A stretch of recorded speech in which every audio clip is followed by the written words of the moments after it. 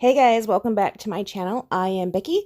I am back to do another 12 by 12 layout. This time I'm going to be using some Chamel. This is that Chamel travel collection. As you can see right here, I did take that paper that has all those board sayings on it, like the airport boards, and I cut out the one that says take it in. I am going to fussy cut out those alphas along with several of these suitcases and cameras. Now that suitcase paper is actually from a 12 by 12 paper pad that is not Chamel. It's one of the ones I had picked up from Joann's not too long ago. I am going to be using this paper right here with these airplanes on it. Now, when I started doing this layout, it was actually for a challenge. I didn't end up submitting any of my things into this particular challenge I was working on this weekend, but I was just playing along trying to keep myself motivated to scrapbook.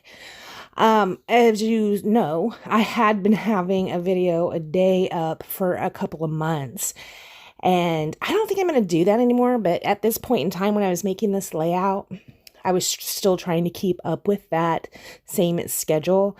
So I was trying to make a bunch of layouts on this day.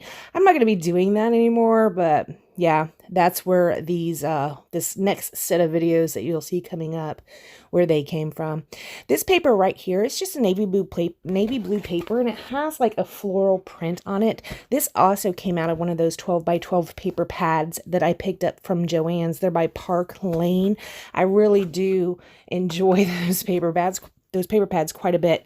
I'm just going to be using it as the border around my layout. It doesn't necessarily go with the flow of the layout in that there is some very light tone-on-tone flourish type bits on it, like leaves and flowers. It looks like you can't really tell. It doesn't really stand out as being a floral paper, but that's just what I had at hand to use to get some of that navy in there, because I was really drawn to and wanted to use that plaid paper that is by Chamel. It has some of the purple and yellow in it. I will bring that back in here in a minute. I am going to trim this down. It's going to sit over that little hole that I had cut out of it. I cut that hole out of it because I thought that I would be using it to mat a photo on. I ended up going with more than one photo, but I do still use that paper for a different usage. Here, I'm going to go ahead and commit to the placement of it. I am just using my ATG gun. I'm going to go ahead and put that down like that. I believe this challenge had something to do with you had to have some type of transportation on your layout. And as you can see, that's why I chose that background paper with the planes. The planes did serve as my little transportation piece. Now, this piece right here is from that suitcase paper. And like I said, that is not from Chamel. That is one that is from Park Lane. You know how I had that whimsical, all that Paige Evans stuff in an iris case? That's how I used to store all of my collections. So Chamel was in an iris case, actually more than one. It'll say Chamel 1 of 3, 2 of 3, 3 of 3. You know, that's how I used to store all my collections. I don't know. It worked pretty good, but I would oftentimes forget what I had in them. I've kind of been going through this transition the past year or so, and I can't make up my mind exactly how I want things to be stored. I've tried different things and nothing is really working for me as of yet. I just went on a tangent right there. Sorry about that. I am going to go ahead and map my photo on white. I believe this is the back side of an apple paper that is from, yes it is. It's a back side of an apple paper that was in that Chamel paper pad. I'm probably never going to use it. I mean, my grandkids will grow up and be in school someday, so perhaps then, but I'm pretty sure there's going to be about 500 other apple papers that come out before that happens. So with those letters that I had fussy cut out of that Chamel paper, it says take it in. I do end up popping them all up on a little bit of foam tape, and I use that same navy blue paper to mount them on. So that's going to serve as my title, and it just says, take it in. It appears that there's a little bit I could have cut out right here. Sorry about that, guys.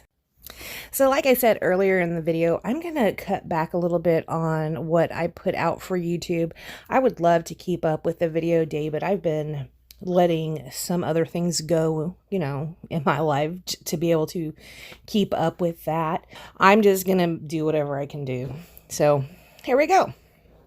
I am going to be using all these pieces I fussy cut. Now, that challenge I was doing, there was also a 10 item challenge. And one of the things on the 10 item challenge was to fussy cut some, you could use, to use fussy cut items. So that's where all those fussy cut suitcases and the fussy cut globe and camera came out. I do use this little teeny tiny piece of washi tape right there. It is just blue. It has a little bit of hearts on it.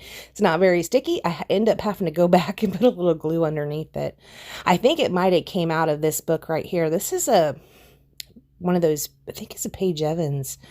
Is that Paige Evans? I think that's the Paige Evans sticker book. You know, those big old long sticker books you can pick up $10 at Tuesday morning, $20 at Michael's.